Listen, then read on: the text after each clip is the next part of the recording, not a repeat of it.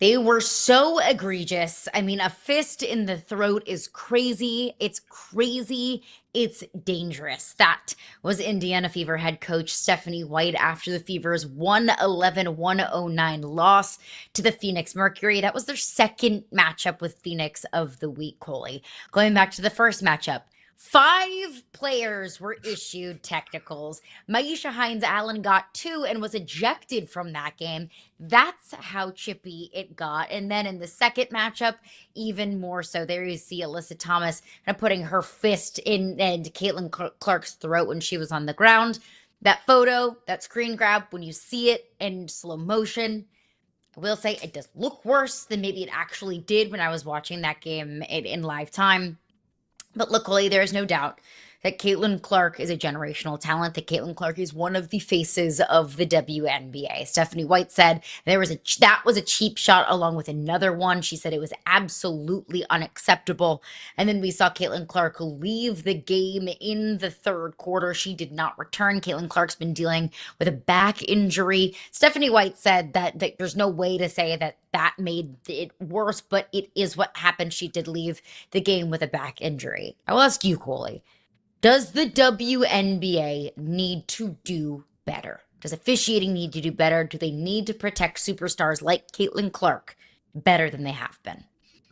Well, I think it's about protecting everybody. I think that's part of the issue here is that the WNBA is trying to figure out, okay, how do we toe that line of making sure we're fair and judicious to everybody? But yes, also keeping the stars healthy in line on the court because as we've mentioned numerous times on this show, Caitlin Clark is the cash cow, right?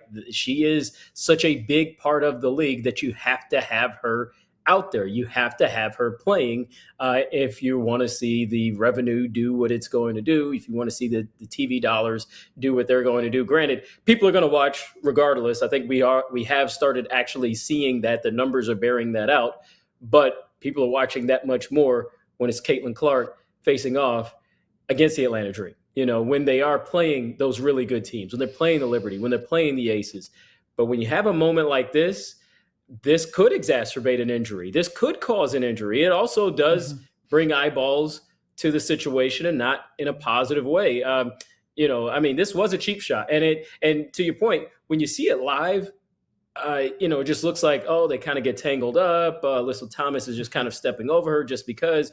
But when it is slowed down and it is shown as a replay, it is egregious. It was a cheap shot. Stephanie White was absolutely right in calling it out. I just think the officiating itself has to be better. If we're at a point where five players are getting technical fouls in a single game, and mind you, this is a Mercury team that's not very good right now. So this is a Mercury team that doesn't really have anything to play for but maybe cheap shots right now. That goes on the officiating. The officiating has to be able to step in and control the scene better. I think this goes for any game, but specifically now, with the Fever, with Caitlin Clark having this target on her back, she's always going to have a target on her back, but it feels like she's going to get even more of a target because teams are seeing that they can kind of get underneath her skin, that they can kind of get her a little more riled up.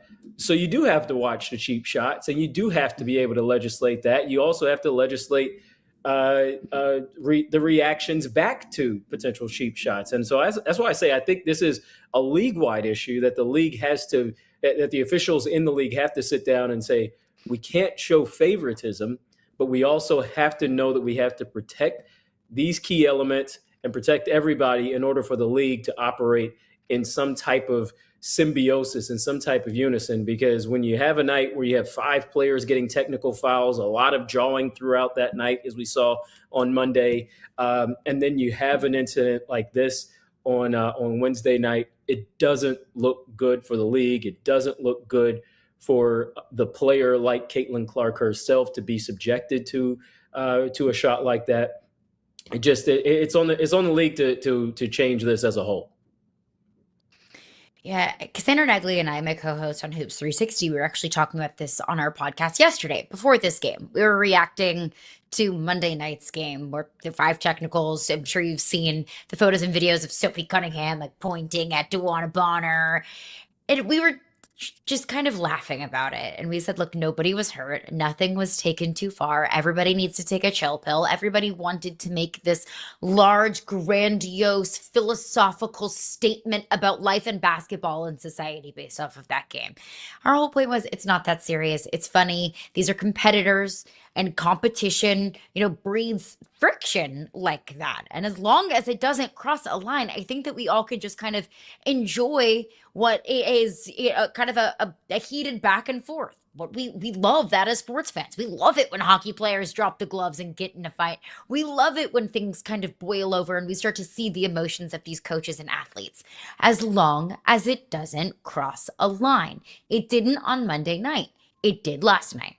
Alyssa Thomas crossed a line. Whether it was intentional or not, she did. It was a cheap shot. It was deserving of a foul. You never want to see the game get so physical that players get hurt because of it. And whether it's because of it or not, it is what happened last night. We saw Caitlin Clark off the floor. The league is better when Caitlin Clark is on the floor. So I think that the officiating needed to be on high alert after the game that we saw on Monday night. Also, understanding the history between these two teams. Alyssa Thomas hates the Fever. This goes back several years. She called out their fans, she called them toxic. DeWanna Bonner spent the beginning of last season with the Indiana Fever. It ended very strangely. So the officials should have been on high alert for all of those reasons. How chippy it got in their first game and the history between these teams. And they weren't. And that is a shame on the referees. All of those things can be true, along with the same time as Caitlin Clark can be kind of an instigator. Caitlin Clark leads the WNBA in technical fouls. That Caitlin Clark is not the first player ever to be on the receiving end of a cheap shot. But all of a sudden, it's what happens to Caitlin Clark, and it is on the headlines. It's what we talk about on social media. People who have probably never watched a WNBA game in their lifetime all of a sudden have something to say about it because it happened to Caitlin Clark. So I think that it's a little unfair to be making these massive, conclusions about the WNBA and about the league itself when it happens to one individual player. All of these players need to be protected, along with Caitlin Clark. The WNBA needs to understand that Caitlin Clark draws eyeballs, brings money, puts butts in seats. She's so incredibly valuable to this league. So the officiating needs to be better as a whole in its entirety. And last night was a perfect example of that. But it is not the first time that a cheap shot has been given in a professional basketball game. Yeah, well, by the way, I think the authorities were looking for some of the infractioners. I had all these signals going off over here, so apologies on that. But no, I mean, literally, the league needs to protect all players. To your point, and I think what really needs to happen is the league needs to sit players on every team down at some point very soon. I would argue before games this weekend, have these meetings organized and say, look, this is what we are allowing and this is what we aren't. We are not going to allow players to issue cheap shots and other instances that go beyond the scope of what basketball is. We don't need to remind you what sportsmanship is, but we need to make sure that we're all on the same page. It goes to having these conversations beforehand. If you're the league, stepping in and trying to stop something before it becomes an even greater issue, because clearly it is an issue, and it's an issue that I think maybe if you're the Washington Mystics and the Toronto Tempo, say you're playing a game, you're like, hey, this has nothing to do with us. Like, what? Why are we targeted? This is only a Fever issue. And you say, well, okay, maybe it is, but it also is something that can affect the rest of the league, whether Caitlin Clark's on the court or not.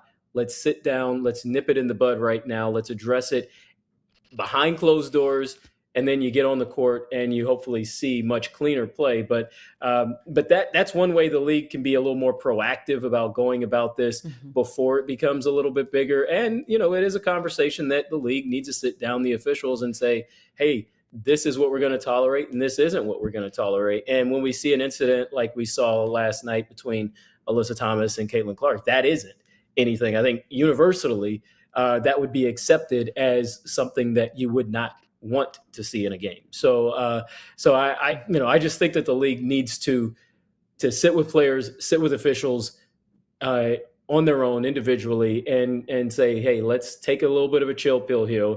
Let's reset and let's get going again and still have competitive ball. It's one thing to be competitive. And like you said, too, it's one thing to have the drawing, to have the intensity. And there's another thing to cross the line. And that last night crossed the line. And it feels like there are other incidents. And I guess the Fever would argue this happens to them maybe more than other teams. That's another conversation for another day. But you don't want it to cross the line too much, on whether it's a star player, or any team. So that's why I say let's just address it, straight up, firsthand, and then move on as a league. And then maybe in the off season we'll see some enhanced rules and legislation around it to protect everybody. Consistency of officiating was one of the top priorities for the WNBA going into this season. That's the reason why Kathy Engelbert, the commissioner of the league, put together this kind of task force to make sure that officiating was standardized, to make sure that they were cracking down on games getting overly physical.